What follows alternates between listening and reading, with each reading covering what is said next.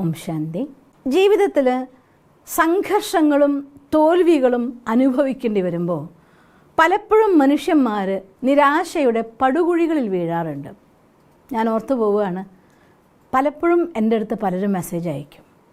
എനിക്ക് ശനിദശയാന്ന് പറയുന്നു, 7.5 ശനിയാന്ന് പറയുന്നു, കണ്ടക ശനിയാന്ന് പറയുന്നു, ഏതെല്ലാം ജാതക ദോഷങ്ങളുണ്ടോ അതൊക്കെ ഇപ്പം എന്നെ വന്ന് കീഴടക്കിക്കൊണ്ടിരിക്കുന്ന ഒരു സമയമാണ്. അപ്പോൾ ആ കുട്ടി ആസ്ട്രോളജറോട് ചോദിച്ചു, എന്തുകൊണ്ടാണ് എനിക്കിങ്ങനെ വീണ്ടും വീണ്ടും വരുന്നത്? അപ്പോൾ അവർ പറഞ്ഞു പോലും, മോളെ, നിൻ്റെ ജനന സമയത്തിൻ്റെ ദോഷം കൊണ്ടാണ് നിനക്ക് ഇങ്ങനെയൊക്കെ സംഭവിക്കുന്നത് എന്ന് പറഞ്ഞു അത്രേ. സത്യം ഞാൻ പറഞ്ഞുതരാം നിങ്ങൾക്ക്. തീർച്ചയായിട്ടും ജനന സമയത്തിന് പ്രാധാന്യമുണ്ടോ? ഉണ്ട്, യാതൊരു സംശയവുമില്ല. പക്ഷെ ആ ജനനത്തിലേക്ക് വരാൻ തിരഞ്ഞെടുത്തതായിരിക്കുന്ന കർമ്മമാരുടെ ആയിരുന്നു. എന്തുകൊണ്ടാണ് എല്ലാവരും ഒരു സമയത്ത് ജനിക്കാത്തത്? ഒരേ ദിവസം ഒരേ ഡേറ്റിൽ തന്നെ ഡിഫറൻ്റ് ആയിരിക്കുന്ന സമയത്ത് ജനിക്കുന്നത്? ഒരേ ഡേറ്റിൽ ഒരേ നാളിൽ ഒരേ സമയത്ത് എത്രയോ കുഞ്ഞുങ്ങൾ ജനിക്കുന്നുണ്ട്. നിങ്ങളുടെ അവരുടെ ജീവിതത്തെക്കുറിച്ചൊക്കെ പഠിച്ചു നോക്കിയേ. എല്ലാവരുടെ ജീവിതം എന്തുകൊണ്ട് ഒരുപോലെ പീഡിപ്പിക്കപ്പെടുന്നതാവുന്നില്ല, ഒരുപോലെ നേട്ടങ്ങൾ കൊയ്യുന്നതാവുന്നില്ല? ഇതിലെല്ലാം വ്യത്യാസം ഉണ്ടല്ലോ. അപ്പോൾ തീർച്ചയായിട്ടും ഇതൊന്നും വേണ്ടാത്തതെന്നോ ഇതൊന്നും ഇല്ലാത്തതെന്നോ ഞാൻ പറയില്ല, ഒരിക്കലും പറയില്ല. തീർച്ചയായിട്ടും എൻ്റെ ലൈഫിൽ ഇന്നൊരു ശനിദശ എനിക്ക് വന്നിട്ടുണ്ടെങ്കിൽ അതെൻ്റെ മുജ്ജന്മഗത കർമ്മം കൊണ്ട് സംഭവിച്ചതാകാനാണ് സാധ്യത. അതുകൊണ്ട് കർമ്മം നമ്മൾ പഠിച്ചതല്ലേ, for every action there is equal and opposite reaction. ഞാനത് കൊടുത്തിട്ടുണ്ടെങ്കിൽ തീർച്ചയായിട്ടും അതെനിക്ക് വരും. ചില കാര്യങ്ങൾ ലോങ് ടേം ഡെപ്പോസിറ്റ്, ചില കാര്യങ്ങൾ ഷോർട്ട് ടേം ഡെപ്പോസിറ്റ് ആയിരിക്കും. ചില കർമ്മങ്ങളുടെ ഫലം പെട്ടെന്ന് നമ്മുടെ അടുത്ത് എത്തും, ചില കർമ്മങ്ങളുടെ ഫലം ദൂരെ ഒരുപാട് കാലം കഴിഞ്ഞ് നമ്മുടെ അടുത്തേക്ക് വരും. ഉടുപ്പ് മാറാൻ നമുക്ക് പറ്റും, വേഷം മാറ്റിയിട്ടുണ്ടാവും, ജന്മവേഷം മാറ്റി വേറൊരു കുപ്പായം ഇട്ടിട്ടുണ്ടായിരിക്കും, മീൻസ് വേറൊരു ശരീരം എടുത്തിട്ടുണ്ടായിരിക്കും, പേര് മാറിയിട്ടുണ്ടായിരിക്കും. ആത്മാവിൽ ചെയ്തു വെച്ച കർമ്മം തിരിച്ചു വരും എന്ന കാര്യത്തിൽ യാതൊരു സംശയവുമില്ല. പക്ഷേ ഇതിനൊന്നും ഒരു സൊല്യൂഷൻ ഇല്ലേ എങ്കിൽ പിന്നെ അതിൻ്റെ കൂടെ നമ്മളങ്ങ് തീർന്നു പോവുകയാണോ വേണ്ടേ? ഒരിക്കലുമല്ല. അതിനാണ് ഭഗവാൻ നമുക്ക് വണ്ടർഫുൾ ആയിരിക്കുന്ന ഒരു ഗിഫ്റ്റ് തന്നിരിക്കുന്നത്, നമ്മുടെ മനസ്സെന്ന ശക്തി. മനസ്സിൻ്റെ ഉള്ളിൽ തോട്ട് എനർജീനെ ഉപയോഗിച്ചുകൊണ്ട് റെഗുലറായിട്ടൊരു കാര്യം നിങ്ങൾ സങ്കല്പിക്കാമെങ്കിൽ, ഇനി ഈവൻ നിങ്ങൾക്ക് ഇമോഷൻസ് ഒന്നും ക്രിയേറ്റ് ചെയ്യാൻ പറ്റിയിട്ടില്ല എങ്കിൽ പോലും റെഗുലറായിട്ട് നിങ്ങൾക്കൊരു തോട്ട് ക്രിയേറ്റ് ചെയ്യാമെങ്കിൽ അത് നിങ്ങളുടെ ജീവിതത്തിൻ്റെ സത്യമാവുന്നുള്ള കാര്യത്തിൽ ഒരു വിഷമവും വിചാരിക്കാനില്ല. ഞാൻ ഒരു കാര്യം ഓർത്തു പോവാറുണ്ട് പലപ്പോഴും.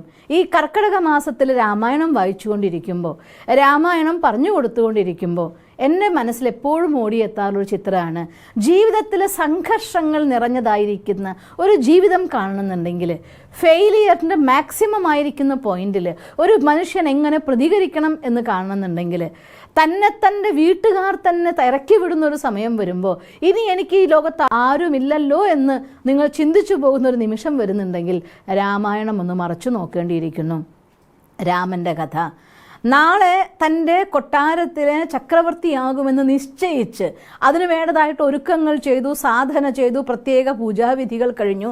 ഇനി നാളെ രാവിലെ അഭിഷേകത്തിൻ്റെ പൂജ കഴിഞ്ഞ രാജാവായാൽ മതി. ആ നിമിഷത്തിൽ ഒരൊറ്റ സെക്കൻഡിലാണ് ചക്രവർത്തിയിൽ നിന്ന് പോകുന്നത് വെറും ഒരു വനവാസിയായിക്കൊണ്ട്. ആ വനവാസിയാകുമ്പോൾ സ്വന്തം ആഹാരം ഇഷ്ടത്തിന് കഴിക്കാനുള്ള ഫ്രീഡം പോലും കൊടുത്തില്ല. ഫലമൂലാദികൾ കഴിച്ചുകൊണ്ട് ജീവിക്കണം എന്ന ഡയറക്ഷൻ.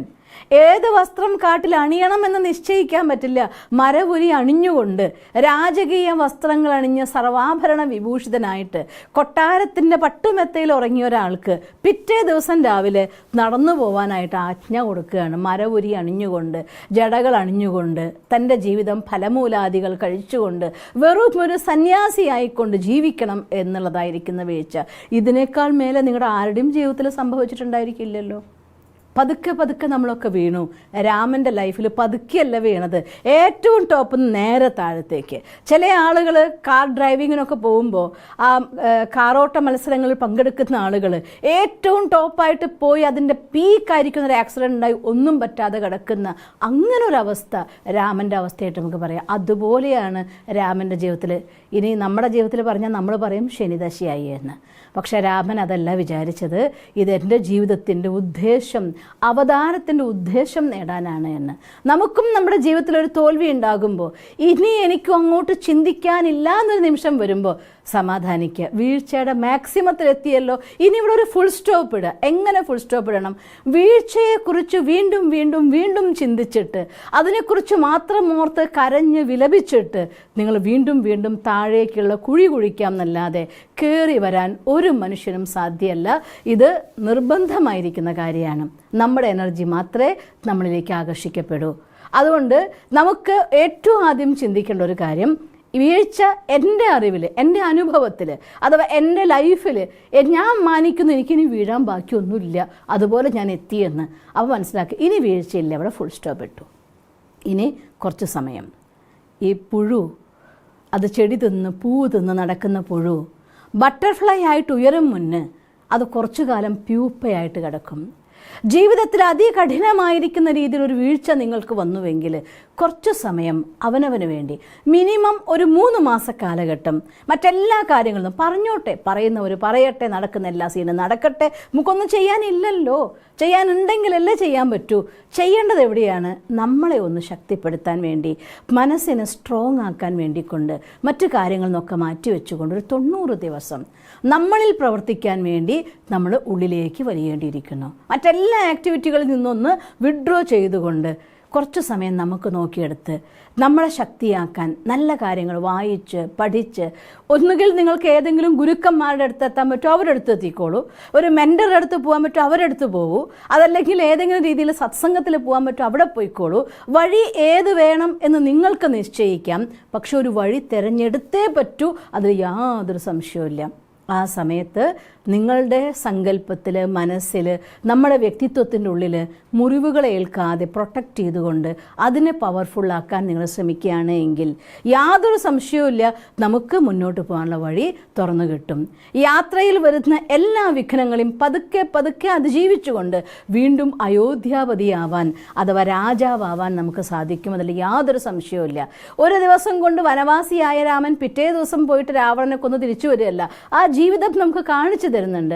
വനവാസത്തിൽ മനസ്സിനെ ശാന്തമാക്കാൻ സത്സംഗം, ധ്യാനം, പഠനം, ആത്മീയ ചിന്തനം, ഇതൊക്കെ നിങ്ങൾ ഒരുപാട് സഹായിക്കുന്ന ഘടകങ്ങളാണ്. അങ്ങനെ തൻ്റെ ജീവിതത്തിൽ എല്ലാ ദുഃഖങ്ങളെയും അതിജീവിച്ച് വന്ന ഒരാളാണ് ഇന്നത്തെ നമ്മുടെ പ്രസിഡന്റ് ദ്രൗപദി മുർമു.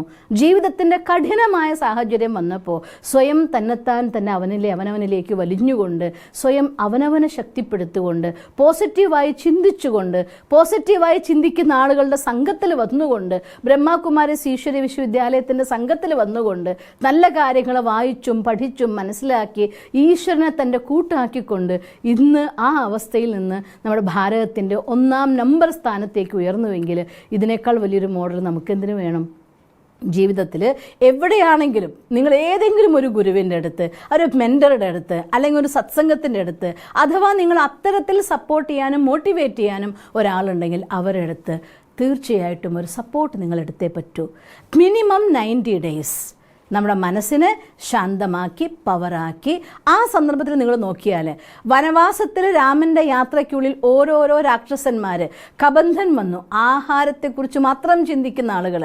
ഞാൻ പലപ്പോഴും ചിന്തിക്കാറുണ്ട്, ആളുകൾ പറയും പുറമെയുള്ള ആളുകളാണ് എന്നോട് ഇങ്ങനെ പെരുമാറുന്നതെങ്കിൽ എനിക്കൊരു വിഷമമില്ലായിരുന്നു സിസ്റ്ററെ, എന്നോട് ഇങ്ങനെയൊക്കെ കാണിക്കുന്നത് എൻ്റെ വീട്ടുകാരാണ്, അതെനിക്ക് സഹിക്കാൻ പറ്റാതെ. ഒരു പക്ഷേ അതുകൊണ്ടായിരിക്കും വാത്മീകി ഹൃദയം നമുക്ക് അങ്ങനെ ഒരു ചിത്രം കാണിച്ചു തന്നത്. രാമനെ പറഞ്ഞയച്ചത് സ്വന്തം അമ്മയേക്കാൾ കൂടുതൽ രാമനെ സ്നേഹിച്ചിരുന്ന കൈകേയിയാണ്. എന്നിട്ട് കൈകേയിനെ തിരിഞ്ഞു നോക്കാൻ നടന്നു പോവുമല്ല, കൈകേയിയുടെ കാല് തൊട്ട് വന്നിച്ചിട്ട് നടന്നു പോയ ആളാണ് രാമൻ. യാത്രയിലുടനീളം സത്സംഗത്തിൻ്റെ മുനിവൃന്ദത്തിൻ്റെ സഹയോഗം ഉണ്ടായിരുന്നു. മുനിവൃന്ദത്തിൻ്റെ സപ്പോർട്ടിലൂടെ, സത്സംഗങ്ങളിലൂടെ മനസ്സിനെ ശാന്തമാക്കി, മനസ്സിനെ ശക്തിശാലിയാക്കി വനത്തിലേക്ക് പതുക്കെ പതുക്കെ ചെന്നു. യാത്രയിൽ എന്തെല്ലാം വന്നു? പലരും നിങ്ങളുടെ അടുത്തും വരും.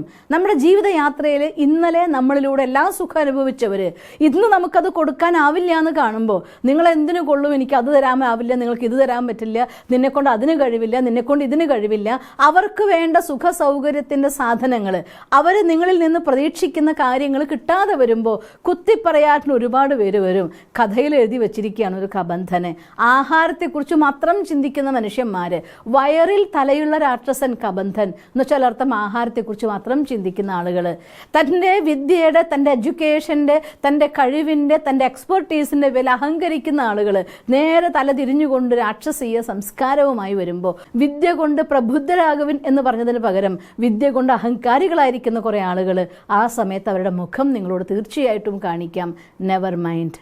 അപ്പോഴും മനസ്സിൽ ഏകാഗ്രമാക്കിക്കൊണ്ട് ഈശ്വരനെ തൻ്റെ കൂട്ടുകാരനാക്കിക്കൊണ്ട് മുന്നോട്ട് പോവുകയാണെങ്കിൽ ഏറ്റവും വലിയ കഷ്ടകാലത്ത് അതിജീവിച്ചുകൊണ്ട് ശാന്തസുന്ദരമായൊരു ജീവിതം നിങ്ങൾക്ക് തീർച്ചയായിട്ടും നേടിയെടുക്കാൻ സാധിക്കും. അതുകൊണ്ട് ഒരിക്കലും പരാതി പറയരുത്. എൻ്റെ വീട്ടുകാരല്ലേ എന്നോട് ഇങ്ങനെ ചെയ്യുന്നത്, അല്ലെങ്കിൽ എൻ്റെ നാട് വിട്ട് എനിക്ക് പോണ്ടി വരുന്നല്ലോ, അല്ലെങ്കിൽ ഇവിടെ ജീവിക്കാൻ എനിക്ക് പ്രയാസമാകുന്നല്ലോ, ഇങ്ങനെയുള്ള ദോഷങ്ങളെല്ലാം വന്നെന്നെ കഷ്ടപ്പെടുത്തുന്നല്ലോ, എൻ്റെ കൂടെയുള്ളവർ എന്തിനെന്നെ കുത്താൻ നിൽക്കുന്നു. ഫുൾ സ്റ്റോപ്പ് ഇടുക. എല്ലാത്തിനും ഫുൾ സ്റ്റോപ്പ്. ഒരിക്കലും നിങ്ങളെ കുത്താത്ത, ഒരിക്കലും നിങ്ങളെ ഒറ്റപ്പെടുത്താത്ത, ഒരിക്കലും നിങ്ങളെ മാറ്റി നിർത്താത്ത, സദാ നിങ്ങൾക്ക് വേണ്ടി നിങ്ങളുടെ കൂടെ നിൽക്കുന്ന പരമശക്തിയായിരിക്കുന്ന, സർവശക്തനായിരിക്കുന്ന ഭഗവാന്റെ കൂടെ ജീവിച്ചുകൊണ്ട് സത്സംഗത്തിൻ്റെ സഹായത്തോടുകൂടി മനസ്സിനെ ശാന്തമാക്കി നിങ്ങളെ ശരിയാക്കാൻ വേണ്ടിക്കൊണ്ട് 90 ദിവസം മാറ്റിവെക്കാമെങ്കിൽ ഏതവസ്ഥയും നിങ്ങൾക്ക് മാറ്റിയെടുക്കാൻ സാധിക്കും. നിങ്ങൾക്കങ്ങനെ സാധിക്കട്ടെ എന്ന് സർവശക്തനായ ഭഗവാനോട് പ്രാർത്ഥിക്കുന്നു. ഓം ശാന്തി.